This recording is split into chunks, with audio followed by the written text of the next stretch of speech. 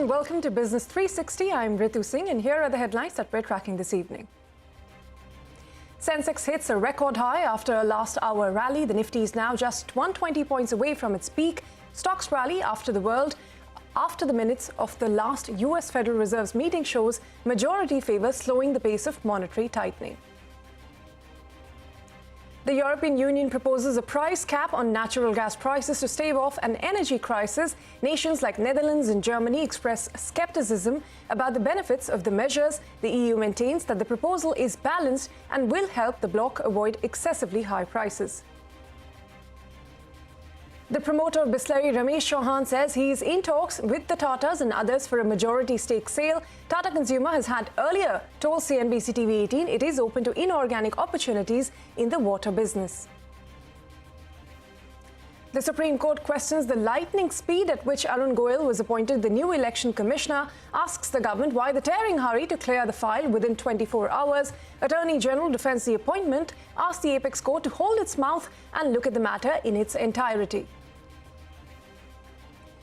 The measles outbreak intensifies across large parts of India. The death toll in Maharashtra rises to 13. Union government rushes special teams to 3 states. World Health Organization warns that 40 million children are vulnerable as they missed their measles vaccine due to the pandemic. Foxconn apologizes for a technical error during onboarding processes after massive protests at its COVID-hit iPhone factory over pay dispute. The company says actual pay would be the same as agreed.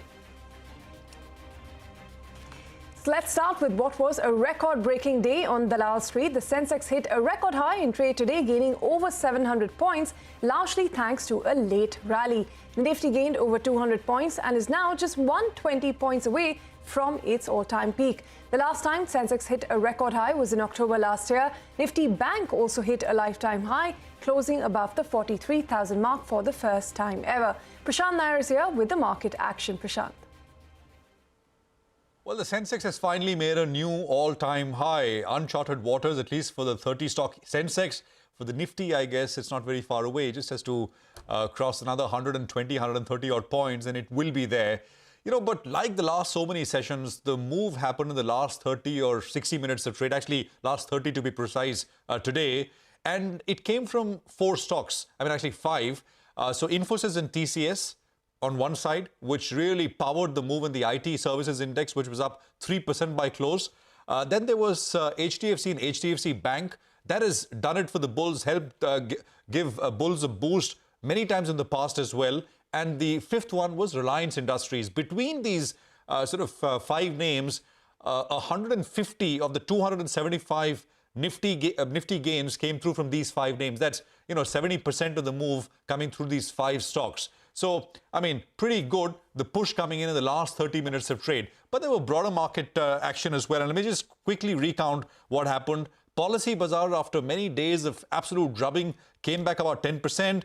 The railway theme is well and alive. So, IRFC, RVNL and the likes there. BKG, the recent listing, a few days old, that for the 2nd straight day, 10% on the trot. Fino payments back. I mean, actually, in many parts of the market, what you're seeing is continuation of these moves, these single stock moves or subsectors which are doing well. I mean, defense has come into the play. It's kind of faded out. Then railway comes, that runs, that fades out. PSU banks comes, that goes away. Fertilizer was a theme which did very well, and that pulled back. So the rotation, the sector, subsector level rotation actually has been pretty high.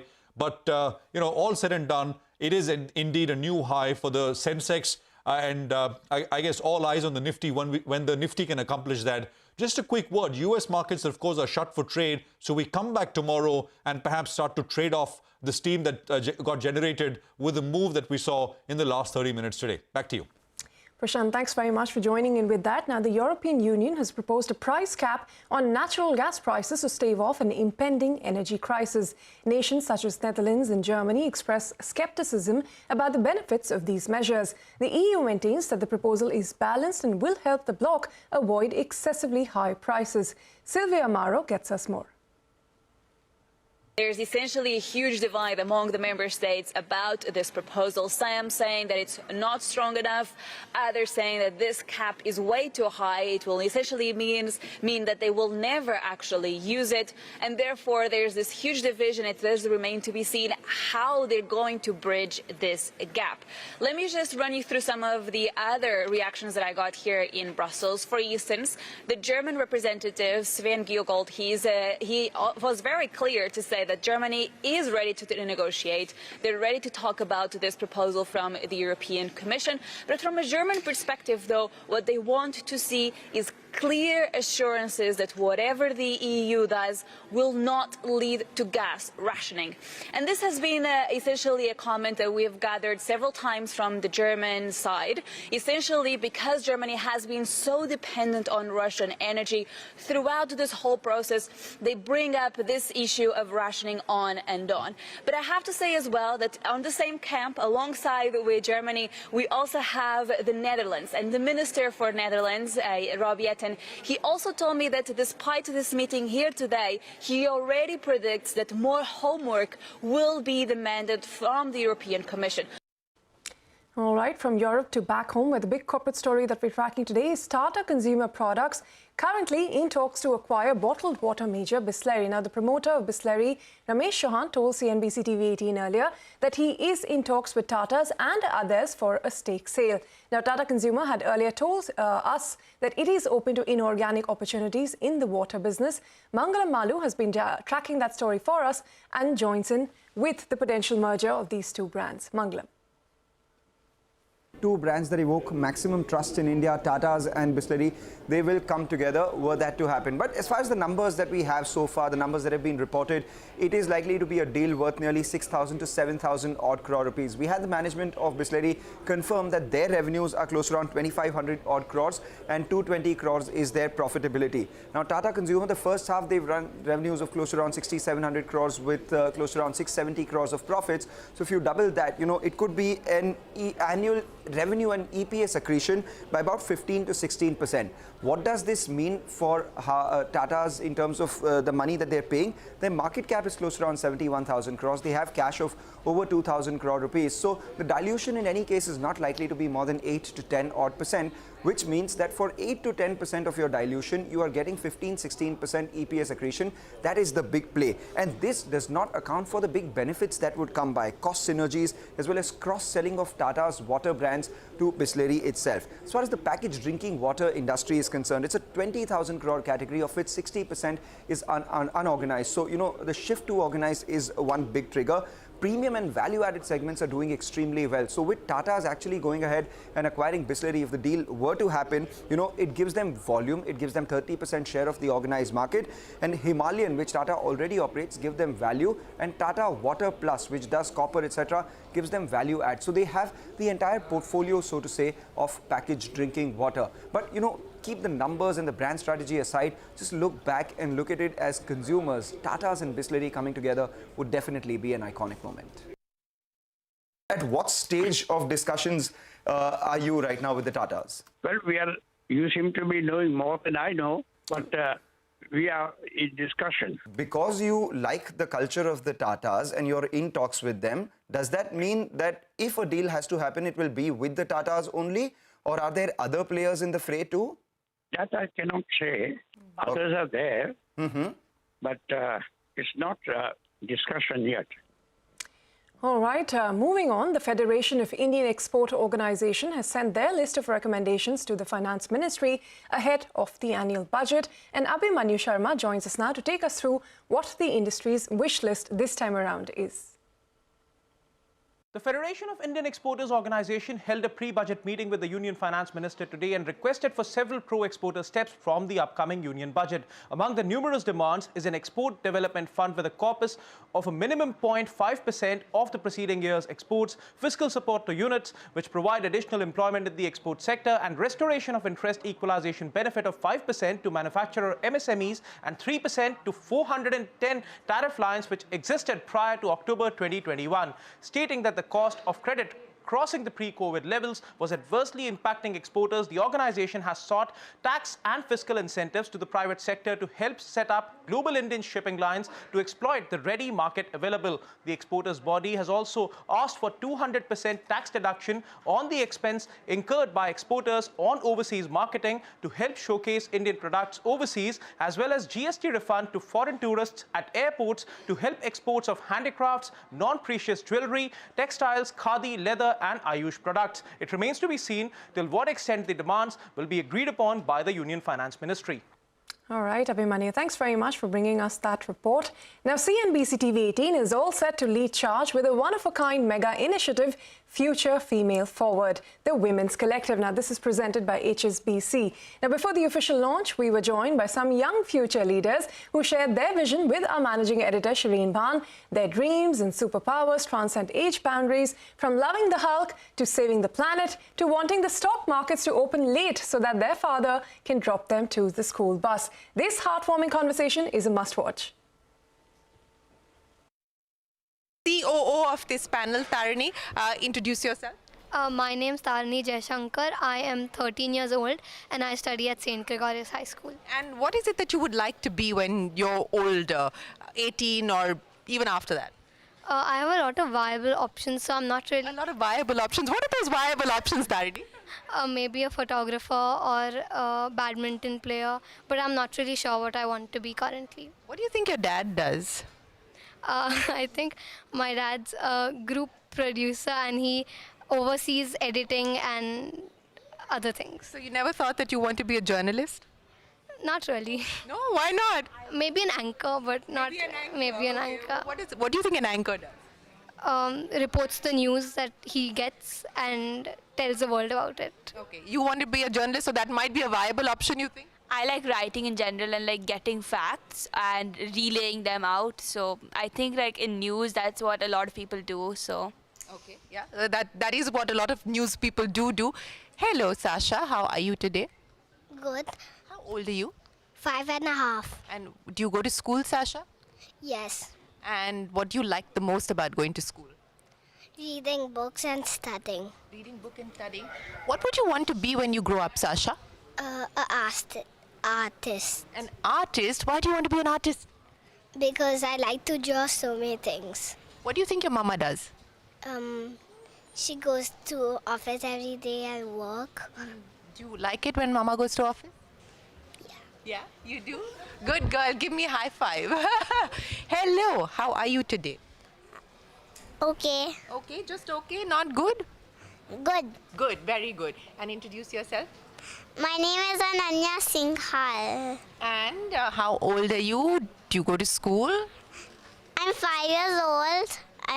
I go to school. Do you like going to school? Yes. If you were to be given one superpower, what would you like that to be? A power which will help the people. The people to do what? The people usually hurt the environment. So the superpower I will have is Is to help the planet and save the environment? Yes. Oh my goodness, you are Greta Thunberg already, a very young Greta Thunberg who wants to save the planet. That's the superpower that she wants. Well, the initiative will be officially launched through an exclusive on-ground event tomorrow. That is the 25th of November, with several women leaders of India Inc. Also in attendance will be some of the most influential voices from the business, entrepreneurship and entertainment spaces. So don't forget to tune in to CNBC TV18 on Friday, that is tomorrow, the 25th of November, 5:30 p.m. onwards. All right, we'll take a short break on that note, but up next, the Supreme Court has questioned the lightning speed at which Arun Goyal was appointed the new election commissioner. My colleague Ashmat Kumar will be joined by a very special guest on the other side.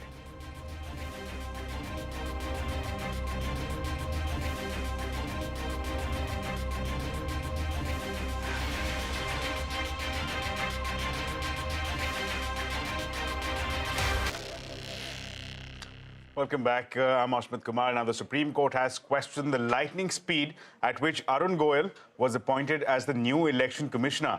Now, Constitution Bench, that's 5 judges of a bench of the Apex Court, asked the government today if it was in a tearing hurry to clear the file within just 24 hours since the post had been lying vacant for over 6 months now.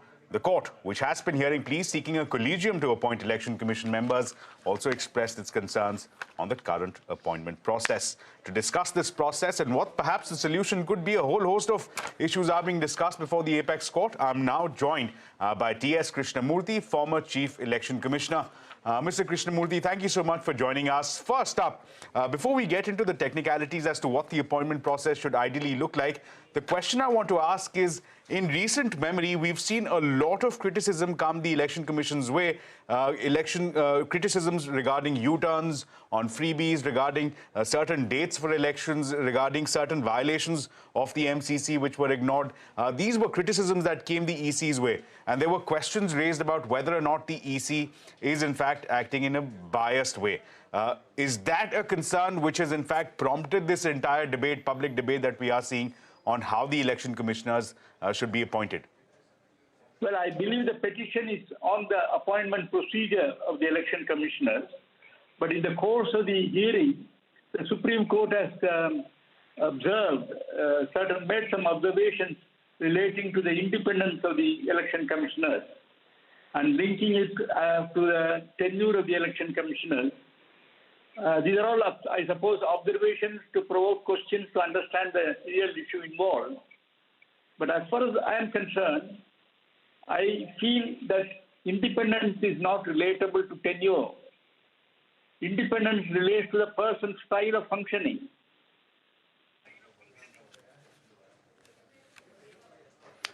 Right, Mr. Krishnamurthy, but the question that I was trying to ask you is, these observations that you're referring to, that the Apex Court has expressed concerns regarding the independence of the Election Commission, has that in part been prompted by the conduct of the Election Commission itself, given as how in the recent past we've seen a U-turn on the freebies issue, we've seen certain violations of the MCC being ignored by the election commissioners, we've seen certain elections in certain dates being given and certain preferences being given. Is that something that may have prompted these observations by the Apex Court? Yeah, it seems to be so. It seems to be so. But then I suppose they have also gone some kind of a tangential comment about the independence of the commissioners. See, the independence, and there is also a view expressed that it is relatable to a tenure. For example, Mr. Session served for 6 years, and similarly, the longer period will enable the election commissioner to be free. Well, I suppose there is a slight difference, because when Mr. Session was in power, initially he was a single member sole chief election commissioner. After some time, a multi-member body was set up by the government. The matter was challenged in the court, and the Supreme Court upheld the multi-member election body, where chief election commissioner and 2 election members were given equal rights. So when you have 3 members in an election commission and they are appointed for a period of 6 years, there is bound to be difference of opinion and so on. But as an independent chief election commissioner, you have a different style of functioning. But if a collective functioning is an election commission, you have a different style of functioning. Be that as it may, there is always some merit in staying a longer period, because he can to improve the quality of conduct of elections. So I do not subscribe to the view that if you are having a tenure of 1 year or 1.5 years, you don't have that independence. It depends upon the individual. There may be aberrations. Some people may not have functioned independently. But that doesn't mean that the system is bad. Sure, Mr. Krishnamurthy. Sure. Call for the improvement. Sure. So that, of course, was one concern that was raised by the Apex Court. Let's look into some of the other arguments that had been raised. Mr. Krishnamurthy, if you can hear me, one of the concerns that has been raised by the petitioners is that while Article 324 very clearly provides that the Parliament should have legislated on a law for the appointment process, it's not yet happened. We've celebrated 75 years of independence. We're calling it Azadi Ka Mahotsav, but we still don't have a law which governs the appointment to the Election Commission. I'm afraid there is a law. There is a law available, When the multi-member election commission was set up, there was a law. But the point is there is no law on the appointment procedure. But there is a law saying that there will be 3-member election commission.